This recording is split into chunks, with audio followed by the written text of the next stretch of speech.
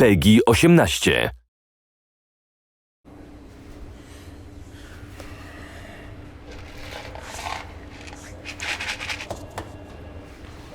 My relationships with my coworkers, it's a work in progress. I've been working with HR on what she calls it the body odor opportunities for me. I don't know why he smells terrible. Great character artist, just makes me sick to my stomach. I have candles. People think I hired him. I didn't. But he's kind of good at his job. Well, I'm a Texan first, and then a Ghoul, and I'm a father, and I volunteer at the animal shelter. These things take some acclimation, but life's a journey.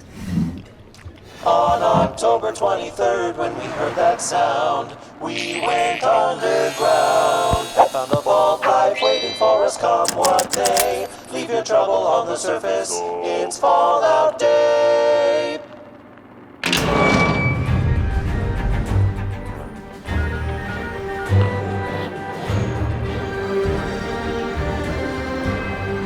Hi, I'm Jess Finster, Community Director for Bethesda, and I'm so happy to be here in Bethesda Game Studios in Austin, Texas, welcoming you all to our first ever Fallout Day broadcast.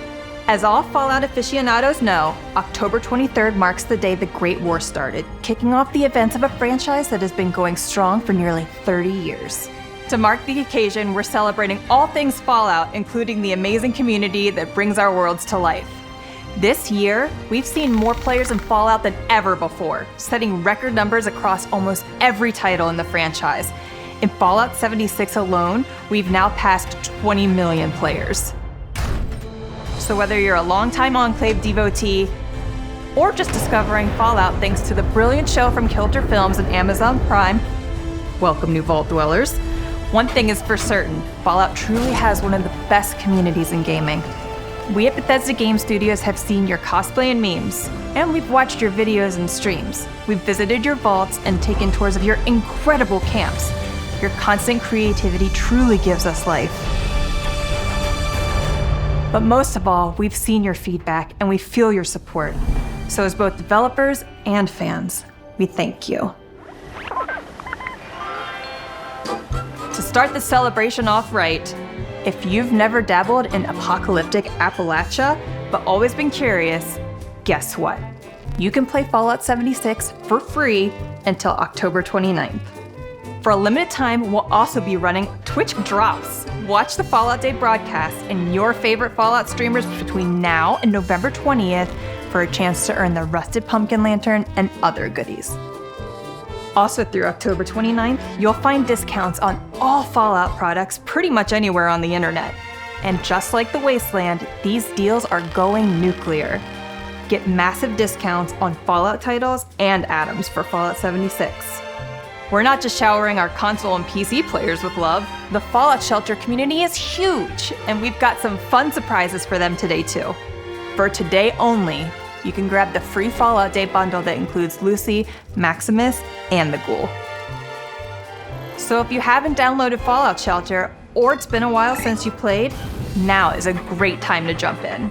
Last, and maybe most importantly, stay tuned after the Fallout Day broadcast, where our friends at Fallout for Hope will be doing a live post-show and the first annual Fallout Day community parade. This in-game event is produced to benefit the St. Jude Children's Research Hospital and will feature floats, musical acts, and other special guests with stories of players around the world who love Fallout. Shout out to Ken and the entire Fallout for Hope team for always being such a pillar within the Fallout community. Now let's jump right in and take a look at Fallout 76 and get a peek at... Jess, you okay? Yeah, I just need a minute. Whenever you're ready. Okay. Sorry, can we go back up a little bit? All right. Now let's jump right in with a look at Fallout 76 and get a peek at what's coming next in Appalachia. Happy Fallout Day!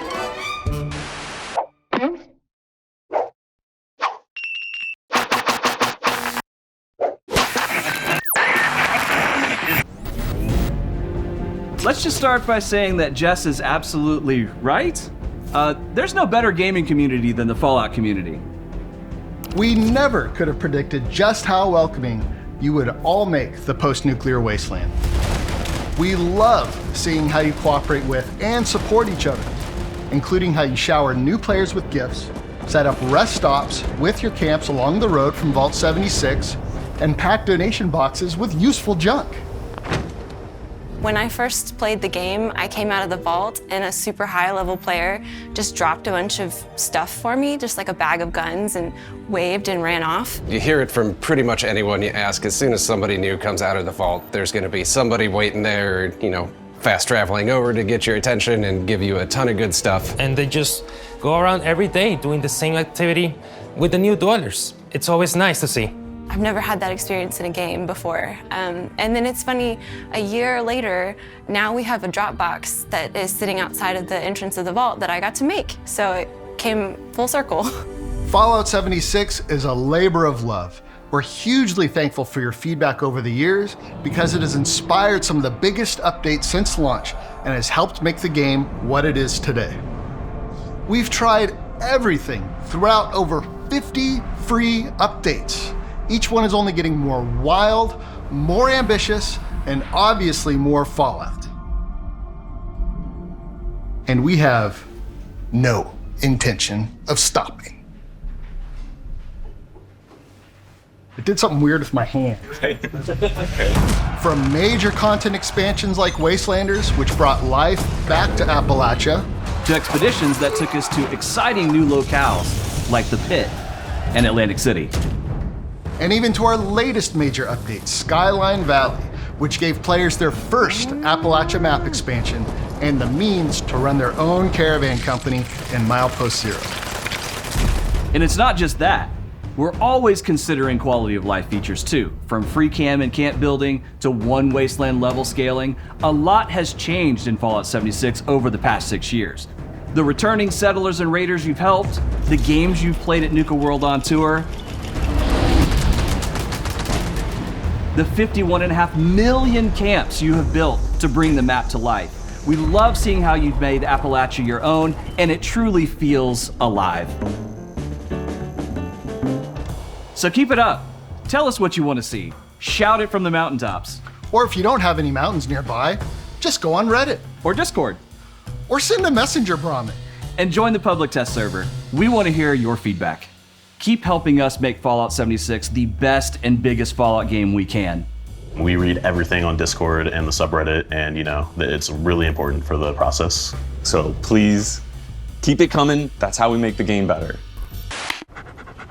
Dogmeat's an incredibly hard worker, and we would be nowhere without him. Whenever I need something, he'll just show up and it's like, hey, here's your lunch, or here's a severed hand. We had this one meeting about hours and how long it is for dog meat.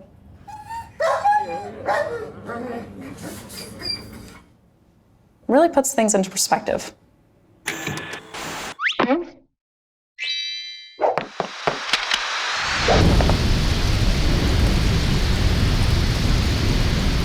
It's going to be a busy December for Fallout 76 players. One update we've been seeing you talk about for some time now is finally coming to Fallout 76, and quite frankly has us saying, "Here, human, I got a treat for you." Camp pets are coming to Fallout 76. Soon, you'll have fuzzy friends to bring your camp to life. There will be 2 pets to start, a cat and a dog. Let's answer the most important question right now. Yes, you can pet them. You'll be able to interact with your pets, dress them, and even place furniture like a cat scratch pole or a bona fide bone-filled dirt pile in your camp for them to enjoy. And we're not stopping at 2. We want to see a wasteland that's full of all different kinds of pets. So keep an eye out for more furry additions in the future, and maybe some that are not so furry?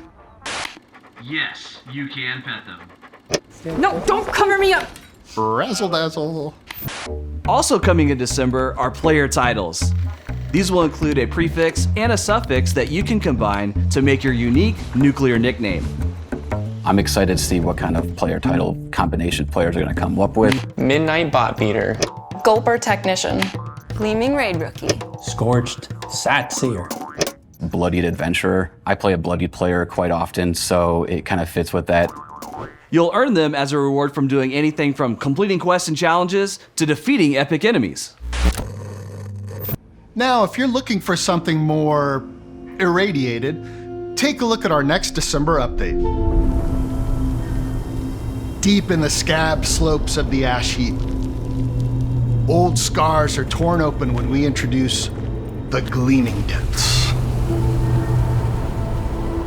The Gleaming Depths is a sort of traditional MMO-style dungeon that should really challenge our endgame players. You get to battle through a gauntlet with your friends. If you're really looking for a cooperative experience, like a really deeply tied cooperative experience. This is going to be high difficulty content that's going to really drive our endgame users. The idea was born in a Bethesda Game Studios game jam, but quickly amassed an inter-studio cult following through the magic and wonder of puppetry. John's puppet has been a huge inspiration for us.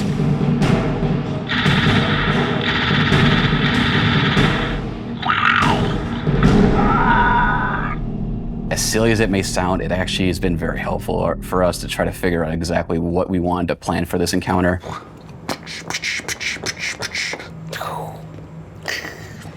Raids are an exciting spectacle that give our experienced players a new challenge to overcome. These are players that have been playing the game for years, level 300-ish plus. You'll need a tight, well-organized squad of up to 4 players, and y'all need to come well-equipped to even stand a chance at surviving the terrors within. The Gleaming Depths is home to an abandoned Enclave research lab where scientists were studying a phenomenon they call ultragenesis, the spreading of ultrasight through the Earth. Your team will have to fight through several incredibly demanding encounters. And once you start, there's no turning back. You win or you die. The first encounter you'll come to is the Guardian. Think of it as a mechanized doorman, which is maybe a little too good at its job. If our heroes survive, they delve deeper into the complex and come upon a giant drill room.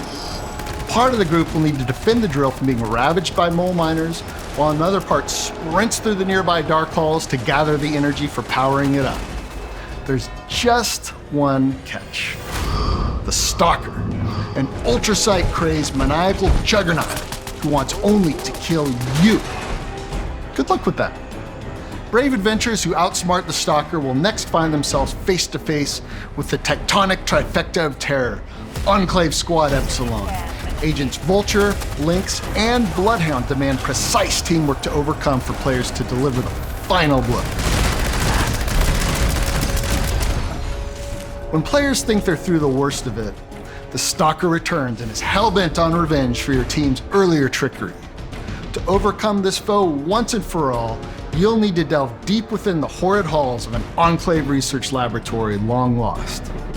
It's been an excruciating journey. Take a few minutes to bandage your wounds, polish your gear, and muster your mettle because you're gonna need it when you face the ultrasight terror of the Gleaming Depths.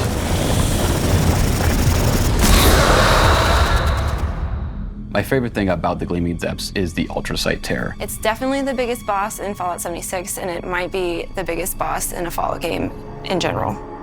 When you first see this thing, it is very intimidating. It is huge, and you're going to feel like there's no way around it. It's seeing people jump out of their chairs and flee in terror is always makes me happy.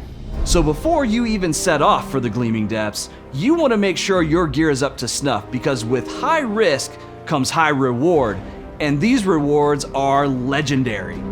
And what's more legendary than a 3-star? 4-star legendaries. 4-star legendaries are top-tier, highest-level weapons and armor that will be critical to maximizing your build. For example, I love having Slayers equipped on my Plasma Caster, as it gives me a massive damage boost to legendary and raid enemies alike. Take that, Ultrasight Terror. To craft a 4-star legendary, add any 4-star mod to a 3-star legendary, and you're on your way to killing the baddest beasts in the land. That seems like a lot, right? Well, we're still not done. Hey, Bill. Oh, hey, Dave. Coming in early 2025, for the first time in Fallout history, you'll be able to transform into a ghoul. Once you hit level 50 and complete the ghoulification quest, you'll be able to experience all the benefits of life as a ghoul. You'll no longer have to worry about catching a bad case of the rads because you'll be immune to radiation damage. In fact, you'll crave it. As a ghoul, exposure to rads will heal you and possibly unlock unique abilities. And don't even worry about pesky things like needing to eat to live. Instead of hunger and thirst, you'll have a new feral meter to keep an eye on. Depending on your playstyle, you might even let yourself get a little wild, because going feral has a few perks of its own, such as turning into a crazed berserker, hand-to-hand combatant who could rip the face off a Deathclaw. Players who choose to live life as a ghoul will also get access to a suite of ghoul-specific perk cards to use in addition to the existing human perks. This, coupled with a ghoul's immunity to rads, will open up dozens of new playstyles for players to experience the wasteland. But being a ghoul isn't easy. Ghouls get a bad rap, and many NPCs and factions like the Brotherhood of Steel won't take too kindly to your new look, even if you do have a fancy new hairpiece. What does it mean to become a ghoul? Does that include new abilities, new perks? Does that include narrative options that will take place? For example, the Brotherhood of Steel, who do not take kindly to ghouls. It'll be cool to see like ghoul parades and ghoul camps and ghoul friends. So one of the new perks that are coming up with ghouls, which I think is my favorite, is called Battle Genes, which is a perk that will activate as soon as you're in battle, that will heal the ghoul because you're feeling the adrenaline rush, you're training for battle, so your body is getting ready. For ghoul players who still want to complete storyline quests with factions that normally wouldn't ally with a ghoul, there may be a way to fool them. And if it turns out being a ghoul just isn't for you, players will be able to revert back to human.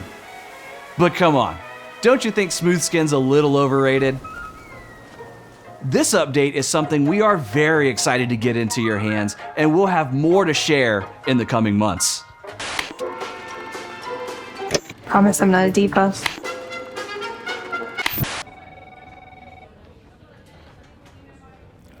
I think as an artist, I will always put myself in my art in one way or another, and that's something I really enjoy, making the ghoul characters. I had talked to John about maybe expanding onto other things, but he really felt that was kind of, he's my zone. He said that was a way for me to speak my truth through the art. So that's what I like to do. Well, before we say goodbye, we wanted to say thanks again to all our fans that played our recent map expansion, Skyline Valley. Looks like I've got some research to do on an upcoming feature.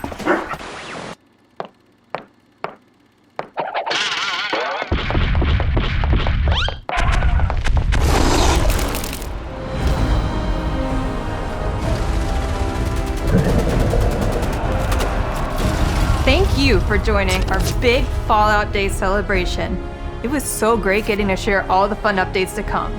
Personally, I can't wait to play as a ghoul. Speaking of the ghoul, to our wonderful friends at Kilter Films.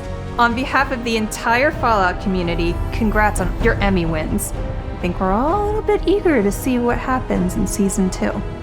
And just a reminder, be sure to tune into the post-show with the folks from Fallout for Hope. For anyone that wants to wet their whistle with the Sunset Sarsaparilla and live that real New Vegas experience, come hang out with your friends at the Pioneer Saloon in Good Springs, Nevada, where the entire town will play host to the unofficial Fallout fan celebration. They've been doing it for years, and it's amazing! So on November 16th and 17th, if you see us, come say howdy. On a personal note, seeing things like the Fallout meetup happen organically is incredible. I've had the opportunity to see this community grow and really embrace all things Fallout. I really do believe you are a huge part of what makes this franchise so special. That said, as it is our first ever Fallout Day broadcast, and saying goodbye is harder than fistfighting in a Assaultron with no chems, we just want to take the time to celebrate some of our favorite moments from development and the community. My favorite thing about Fallout is just the world, the alternate history, the retro sci-fi. All the little random things that you can find out in the world. First time you find power armor, and you get to go and blow things up. Unlike so many other worlds, it's one of the most playful and interesting to build in. The thing I like the most about the community is just how passionate they are. Seeing players be unique in a unique franchise. I mean, truly, the community is one of the best out there. You know, they're just the type of folks I'd like to hang out with. Some of my most favorite community moments in Fallout 76 are when I'm walking around Appalachia and I'm able to look at other people's camps and they meet me there and they show off what they've built. I think it's just awesome. I once saw somebody dress up in cosplay mirroring an animation that I had created. A guy sitting on a chair playing a tuba. It was amazing. I love that the community has started visiting the real-life Fasnacht event in Helvetia and brought masks that are directly from Fallout 76. Who doesn't love chasing those rare masks, those glowing masks? That's when I knew 76 was going to be a world that could live on forever.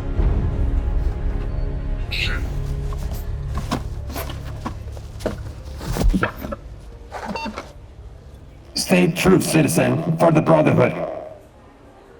Okay, cut.